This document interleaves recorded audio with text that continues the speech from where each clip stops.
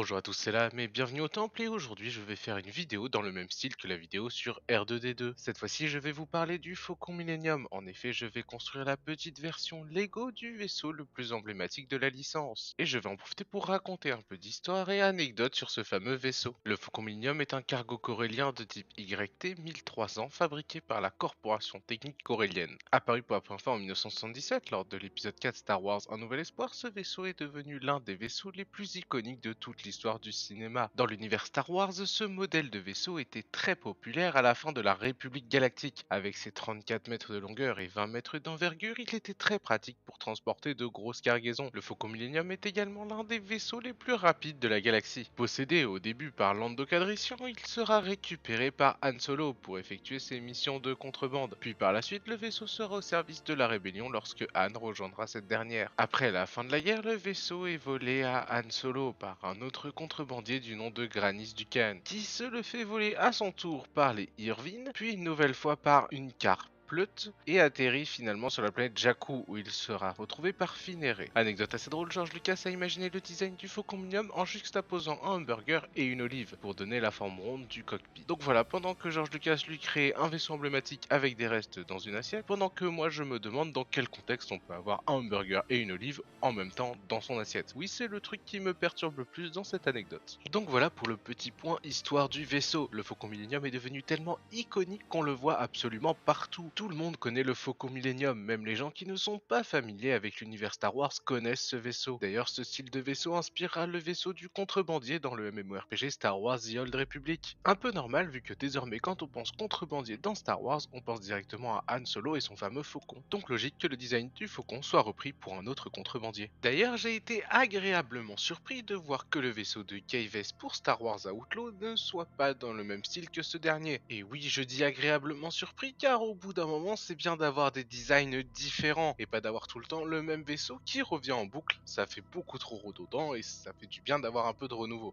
Continuons avec l'impact qu'a eu ce vaisseau, mais cette fois-ci dans l'univers Lego Star Wars. En effet, Lego a bien su profiter de la hype autour du Faucon Millenium en nous pondant pas moins de 25 versions différentes du Faucon, avec des versions plus ou moins accessibles, des versions très miniaturisées du vaisseau, d'autres modèles dont la taille est raisonnable on va dire, et enfin des modèles vraiment très imposants avec un prix tout aussi imposant.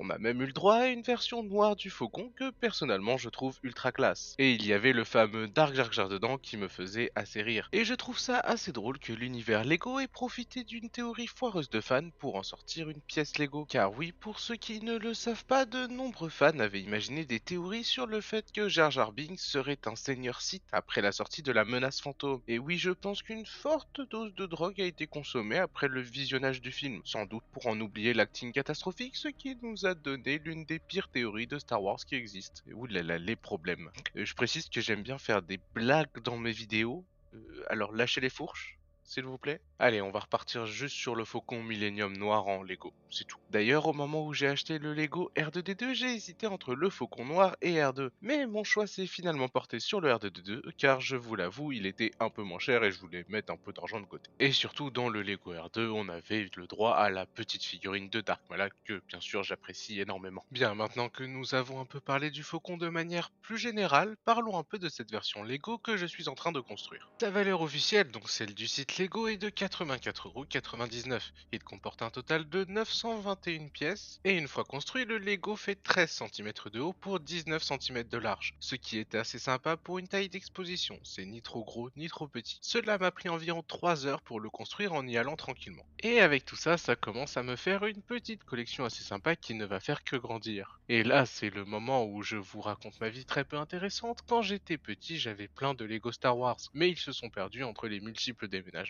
et donc tout a fini dans une grande caisse Lego que j'ai filée à mon petit frère. Et j'avais énormément de pièces Lego et je vous avoue que ça me ferait kiffer de me refaire une collection Lego assez grande. Donc voilà pour ma vie très peu intéressante. J'imagine qu'actuellement j'ai déjà perdu tout le monde. Donc quitte à perdre tout le monde, autant vous laisser directement avec le résultat. Et ne vous inquiétez pas, la prochaine vidéo sera beaucoup plus travaillée. Là j'étais dans ma phase vidéo un peu détente d'après fête. J'espère que cette petite vidéo vous aura plu. Moi en tout cas je vous dis à la prochaine et n'oubliez pas que la force soit avec vous.